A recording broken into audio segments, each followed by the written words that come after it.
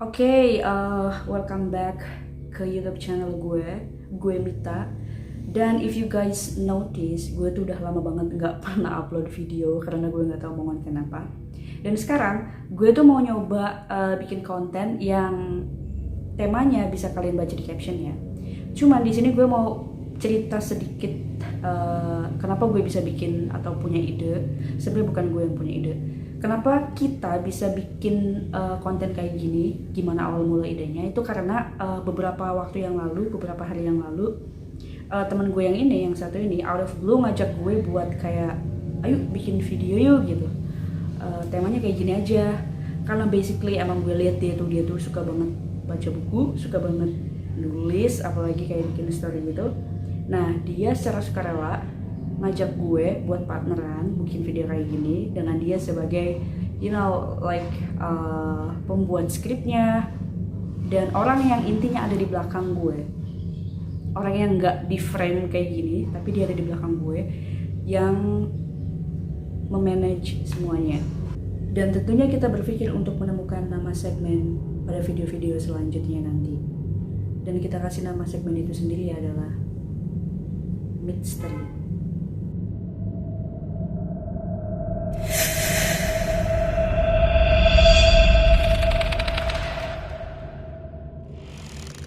Tapi sebelumnya gue disclaimer dulu ya, karena tujuan dari pembuatan video ini adalah hanya untuk menyampaikan informasi ulang yang informasinya kita kumpulkan dari internet, buku, dan dokumen yang lainnya, dan sama sekali enggak bermaksud buat menyinggung pihak manapun.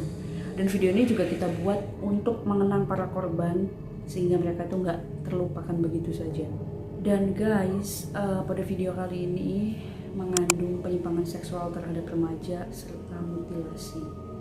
So, jika video ini benar-benar mengganggu kalian, harap untuk tidak menonton video ini. Langsung aja kita ke inti cerita dari tema hari ini. Gue mau menceritakan tentang Becky Watts.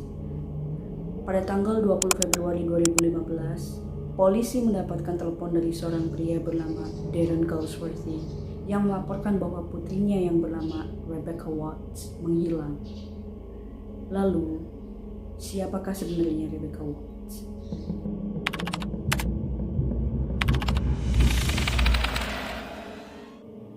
Rebecca Mary Watts, yang biasa kita kenal sebagai Becky, merupakan remaja yang berasal dari Bristol, UK yang berusia 16 tahun.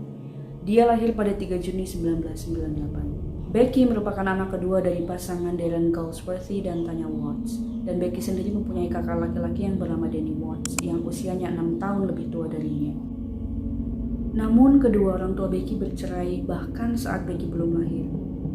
Dia diasuh oleh ibunya, Tanya. Jangan tanya lagi ya karena emang namanya Tanya. Tapi pada saat Becky usia 3 tahun, dia tinggal bersama ayahnya karena ada kecurigaan bahwa ibu kandungnya ini menelantarkan Becky. Maksudnya menelantarkan Becky. Setelah ayah Becky bercerai, dia memutuskan untuk menikah lagi dengan seorang wanita yang bernama Angie. Ketika mereka menikah, Angie sudah memiliki anak laki-laki dari pasangan sebelumnya, dan anak laki-laki itu bernama Nathan Matthews, yang usianya lebih tua 10 tahun dari Becky.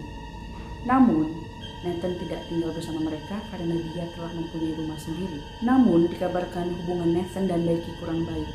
Nathan tidak suka memiliki adik tiri karena dia merasa kan satu-satunya anak lagi yang diperhatikan oleh orang tuanya. Karena hal inilah, Nathan suka mengejek Becky bahkan mengganggunya. Pada saat Becky lebih muda, dia merupakan korban bully. Teman-teman sekolahnya sering mengejek berat badannya dia, sehingga Becky menderita anoreksia. Oh my god, gue gemuk. Kalau ada orang yang bilang gue gemuk, apalagi teman-teman gue comot bibirnya, sumpah. Sayangnya, kakak tirinya Becky yang bernama Nathan itu adalah salah satu orang yang sering mengejek berat badan Becky. Bahkan Becky juga sempat diancam oleh teman laki-lakinya yang mengatakan bahwa dia akan menyebarkan foto terlarang Becky di internet. Oh my god. Suatu waktu, Becky curhat kepada temannya bahwa dia merasa takut sekali kalau foto terlarangnya tersebar, ayahnya bakal mengusir dia. Karena menurut Becky, hal ini pernah terjadi sekali. Ayahnya mengusir Becky pada saat Natal dan Becky harus tinggal di salah satu rumah temannya. Dan Becky mengatakan bahwa dia takut sekali kali ini ayahnya akan mengusir dia secara permanen apabila ayahnya tahu tentang foto terlarang Becky yang tersebar di internet tersebut. Karena masalah-masalah tersebut, Becky sering menemui konselor. Dalam sesi-sesi kali itu, Becky selalu mengaku bahwa dia selalu merasa takut dan cemas. Bahkan dia juga sering membaca berita-berita tentang penculikan yang notabene membuat rasa takut dia itu semakin menjadi-jadi.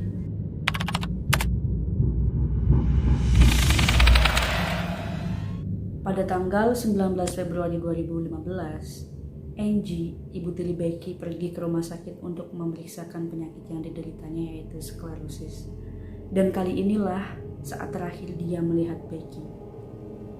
Pada keesokan harinya, tanggal 20 Februari 2015, Angie mulai khawatir karena Becky tak kunjung pulang dan tidak bisa dihubungi sama sekali. Oleh karena itu, dia bilang kepada suaminya, Darren, dan Darren pun segera melaporkan ke polisi pukul 4 sore. Hey, sir, please, how can I help? Here's my daughter's gone missing. No one has seen her, no? No. We phoned around the family. All her friends have contacted us and asking where she is, and none of them know. What's her name? Rebecca Watts.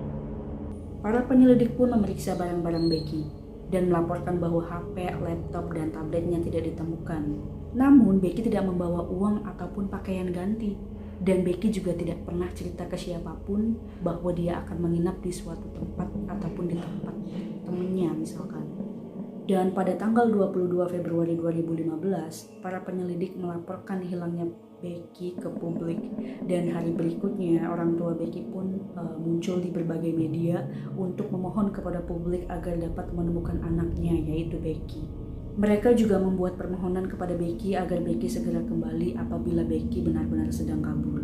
Dan jika memang ada orang yang membantu Becky kabur, agar segera memberitahu mereka. Mereka juga sampai membuat campaign online dengan hashtag #FindBecky yang sudah dilihat lebih dari 2 juta kali.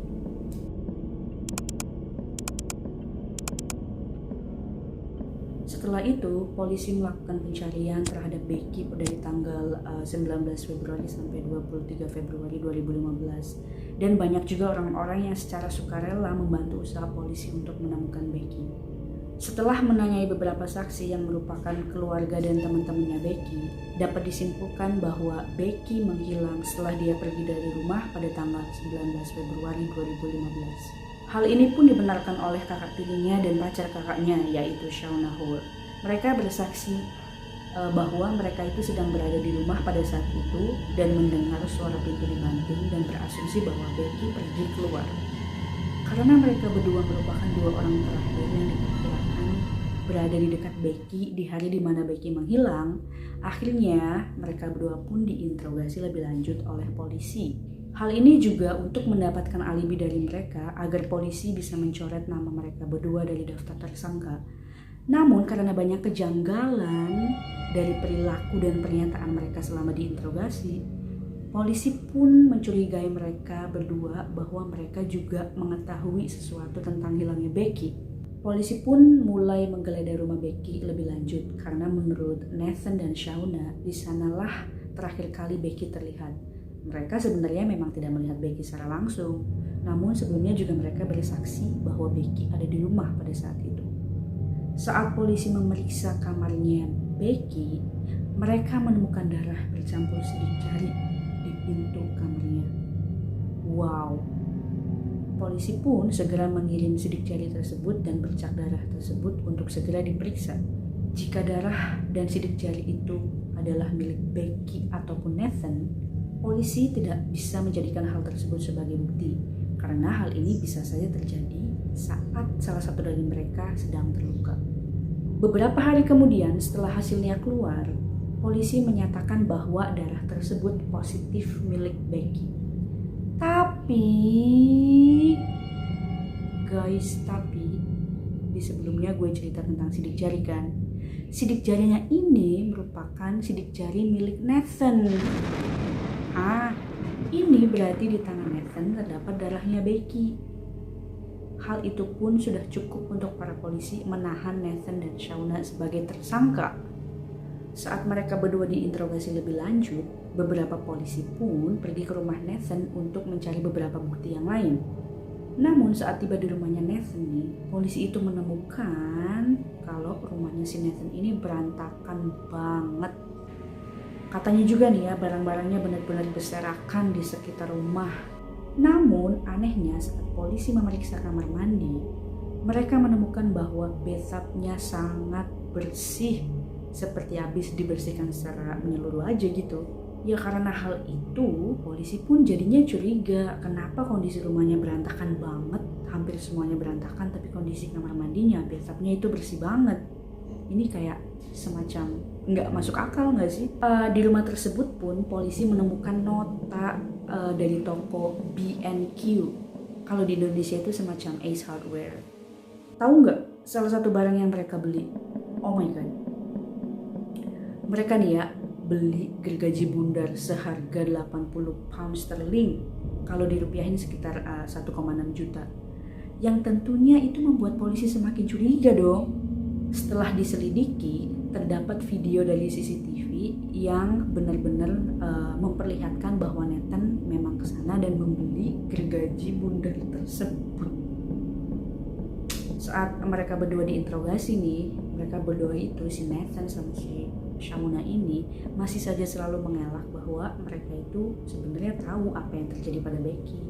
Ya ngelak aja gitu. Namun saat polisi bilang ke mereka bahwa mereka baru saja menggeledah rumah Nathan dan menemukan beberapa barang-barang bukti, akhirnya nih si Nathan ini mengaku semua perbuatannya.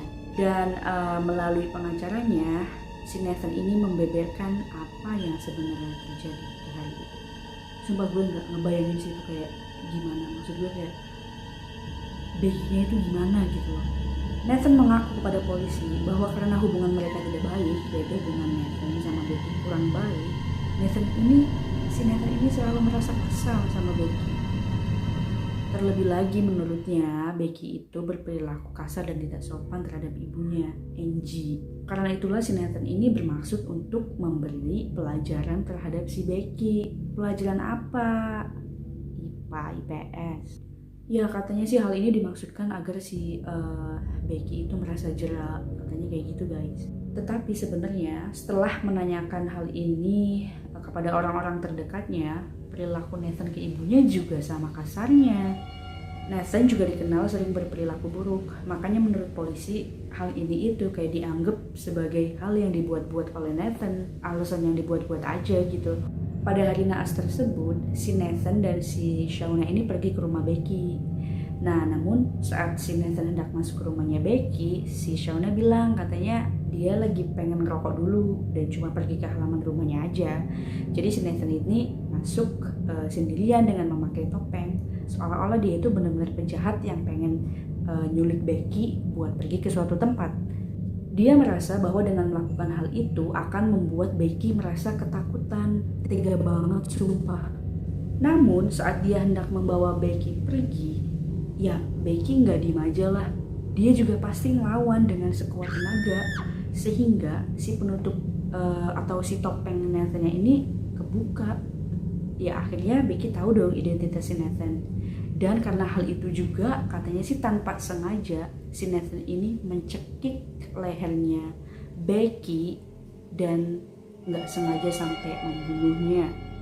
Nathan juga mengaku bahwa dia membawa kembali mayatnya Becky ke rumahnya dengan menggunakan tas besar dan memotong mayatnya menjadi 8 bagian. Memotong mayatnya menjadi 8 bagian. Dan itu dia lakuin di bathtubnya.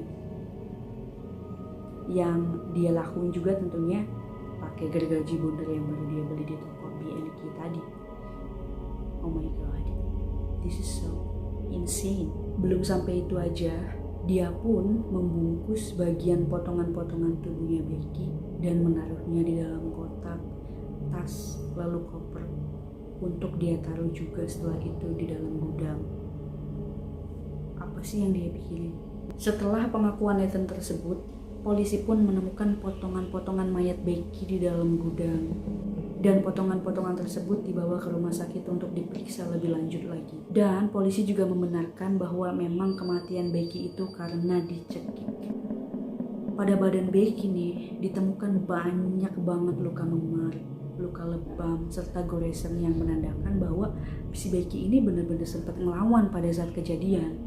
Parahnya lagi, aduh gue benar-benar gak tega. Pokoknya parahnya lagi setelah Becky tewas, pelakunya tuh gak berhenti sampai di situ aja. Karena polisi menemukan 40 luka tusuk pada badan Becky yang sudah dipastiin banget si 40 luka tusuk ini dilakukan setelah Becky-nya udah gak bernyawa lagi. Maksud gue kayak, lu mau ngapain dia lagi? Dia udah meninggal, dia udah gak ada dan lu masih mau nusuk-nusuk gitu. This is crazy. Polisi pun melakukan investigasi lebih lanjut untuk mencari bukti. Karena menurut pernyataan Nathan, ini adalah pembunuhan yang tidak disengaja. Namun, dilihat dari luka-luka yang ada di tubuh Becky, menandakan kalau Nathan sempat memukulinya. Tidak sesuai dengan ceritanya si Nathan sendiri, yang dia bilang itu katanya Becky itu dibunuh karena Becky nggak sengaja ngelihat mukanya dia. Polisi melakukan investigasi lebih lanjut itu untuk mendapatkan bukti agar mereka bisa menghukum Nathan dengan dakwaan pembunuhan berencana. Karena dari polisi sendiri, mereka itu nggak ada yang sama sekali percaya dengan cerita Nathan bahwa dia itu ngebunuh Becky dengan nggak sengaja gitu. Kalau diperhatikan, si Nathan ini tidak sama sekali menyinggung pacarnya, si Shauna. Dia benar-benar bersikeras bahwa melakukan semuanya itu benar-benar sendirian. Tapi para polisi pun tidak mempercayai hal ini. Jika dipikirkan lagi, akan sangat mustahil jika Shauna tidak sama sekali terlibat dalam pembunuhan ini. Karena notabene dia itu selalu ada bersama Nathan. Bagaimana mungkin dia nggak melihat atau mendengar sama sekali ketika Nathan memotong-motong tubuh Becky di kamar mandinya? Iya kan? Apakah si Shauna ini tidak sama sekali menggunakan kamar mandi tersebut? Mengingat si Nathan ini menyimpan tubuhnya Becky di kamar mandi dalam waktu yang cukup lama sebelum akhirnya dia memutuskan untuk memotong-motong bagian tubuhnya. Maksudnya memotong-motong tubuhnya. Namun meskipun polisi mencurigai si Shauna ini, mereka masih belum punya bukti yang cukup kuat untuk menjadikan Shauna sebagai tersangka. Akhirnya nih, setelah melakukan penyelidikan lebih lanjut, polisi menemukan pesan-pesan yang sudah dihapus di handphone Nathan dan si Shauna itu sendiri. Nah loh. Setelah membaca pesan-pesan tersebut, polisi menemukan kemungkinan motif dari pembunuhan Becky dan menemukan keterlibatan si Shauna dalam pembunuhan ini. Di dalam pesan-pesan tersebut diketahui bahwa si Nathan dan Shauna ini memiliki hubungan yang menyimpang. Apalagi? Mereka selalu membicarakan bahwa mereka ingin menculik remaja di bawah umur untuk setelah itu melakukan hubungan seks dengan mereka. Inilah yang diduga polisi yang menjadi motif pembunuhan Becky yang sebenarnya. Mereka juga menemukan DNA Shauna di salah satu topeng hitam yang telah ditemukan.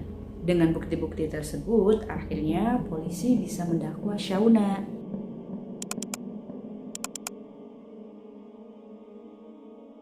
Dengan semua bukti yang terkumpul, polisi pun menyusun sebuah teori tentang apa yang sebenarnya terjadi pada tanggal 19 Februari 2015. Nathan dan Shauna pergi ke rumah Becky untuk menculiknya.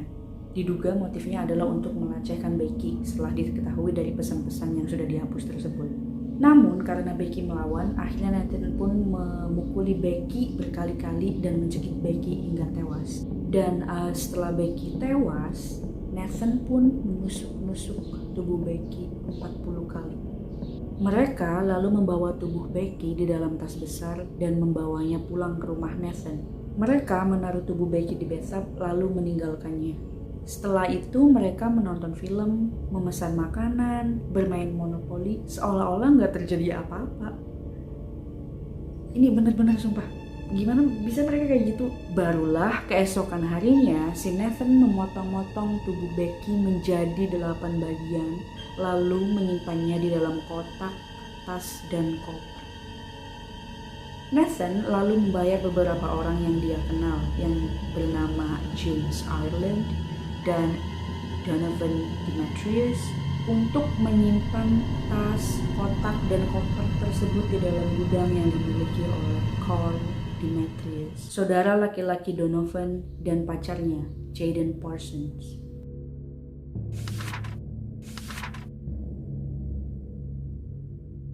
Keputusan pengadilan menyatakan pada tanggal 11 November 2015 bahwa Nathan Matthew dan pacarnya Shauna Hoare bersalah atas pembunuhan Becky Watts. Nathan dijatuhi hukuman seumur hidup penjara untuk pembunuhan tingkat pertama dan pacarnya Shauna dijatuhi hukuman 17 tahun penjara.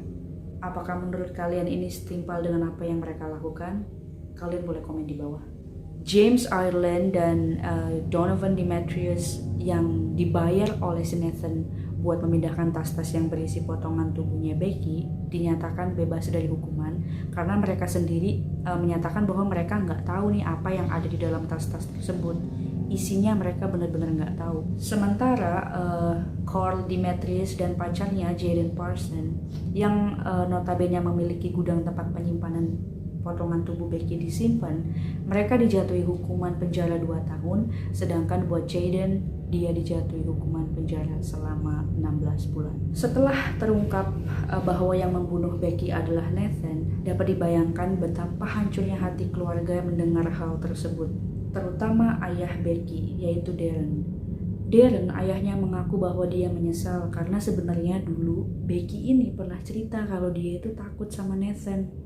Karena saat itu Darren hanya menganggap bahwa itu adalah masalah kakak adik yang biasa. Dan Darren ini berusaha untuk menenangkan Becky dan meyakinkan Becky juga bahwasannya si Nathan itu nggak akan menyakiti dia. Darren juga mengatakan bahwa setelah dia mengetahui pesan-pesan antara Nathan dan Shauna yang sudah dihapus dari handphone mereka dan dinyatakan pula sebagai motif dari pembunuhan Becky, dia menyadari bahwa Nathan memang dari dulu sudah memperlihatkan tanda-tanda perilaku menyimpangnya. Darren mengingat bahwa pada saat Nathan berusia 19 tahun, dia membawa 4 orang gadis yang berusia 12 tahun ke dalam rumahnya. Halo, lu buat apa? Bawa gadis 12 tahun yang masih kecil ke rumahnya orang yang berusia 19 tahun. Ya, mengetahui hal tersebut ya Darren pun akhirnya memarahi Nathan dan berusaha ngomong buat mengembalikan si 4 gadis tersebut ke dalam rumahnya mereka masing-masing. Dan Darren juga mengatakan kepada Nathan untuk tidak mengulangi perbuatan seperti itu lagi karena itu merupakan tindakan kriminal. Dan saat itulah pertama kalinya keluarga menyadari bahwa mungkin Nathan ini adalah seorang pedofil. Bahkan pacarnya, yaitu Shauna, sudah bersama Nathan sejak dia usianya 14 tahun. Dan pada saat itu Nathan usianya 21 tahun. Perbandingan umurnya 7 tahun ya, cukup signifikan. Dan mengetahui hal tersebut, sebenarnya keluarga Nathan sudah melarang keras hubungan mereka. Sampai akhirnya kayak keluarga Nathan itu berusaha meminta akte kelahiran Shauna itu dan menunjukkan bahwa emang Shauna ini udah dewasa. Ya, namun Nathan dan Shauna tetap berhubungan tanpa diketahui keluarganya, backstreet gitu. Dan sebenarnya banyak juga yang berkesimpulan bahwa si Shauna ini tidak menyadari bahwa dirinya sedang berada di dalam hubungan yang abusif bersama Nathan. Karena notabene dirinya juga pada saat itu belum dewasa dan belum cukup umur untuk mengetahui hal-hal macam seperti itu. Hingga saat ini, Darren masih dihantui pembicaraannya dengan Becky yang mengatakan bahwa dia itu takut sama Nathan. Dia berharap bahwa saat itu dia menganggap Becky serius dan menanyakan apa yang sebenarnya Nathan lakukan terhadap Becky. Darren juga menyesali karena dia mengabaikan semua kelakuan Nathan yang sudah menunjukkan penyimpangannya saat dia membawa gadis-gadis di bawah umur ke rumah. Namun semuanya sudah terlambat, keluarga Becky harus menerima kenyataan bahwa Becky sudah tiada. Dan monster yang sudah membunuh Becky itu dengan kejam adalah tidak lain kakak tirinya sendiri. Semoga Becky di sana bisa beristirahat dengan tenang dan tidak ada lagi korban-korban lainnya seperti Becky di luar sana. Dan harap perhatikan remaja-remaja yang ada di sekitar kita yang masih berusia sangat rentan. Tolong dengerin keluhan-keluhan mereka apabila mereka sedang mengeluh dan coba bantu mereka. Jangan pernah menganggap remeh masalah mereka hanya karena mereka dianggap masih terlalu kecil atau masih kecil. Karena kita sendiri pun sebenarnya nggak tahu apa yang dihadapi mereka kalau misalkan kita menolak untuk memahami mereka. Karena masalah dan tragedi itu tidak memilih-milih usia, semua bisa jadi korban. Maka dari itu kita harus saling jaga. Kasus yang menimpa Becky ini merupakan salah satu kasus yang benar-benar memprihatinkan buat saya. Dan kalau misalkan kalian suka buat dengerin case-case atau kasus-kasus yang penuh misteri, teka-teki pembunuhan dan teori-teori yang lainnya, misalkan kalian boleh komen di bawah dan kalian boleh request kasus apa yang akan saya bahas nanti di video selanjutnya. Dan apabila kalian menyukai video atau isi cerita dari apa yang saya bawain tadi, kalian bisa menikmati dan bisa enjoy di video selanjutnya. Nanti gue bakal upload lagi. Dan thank you. See you di segmen misteri yang lainnya.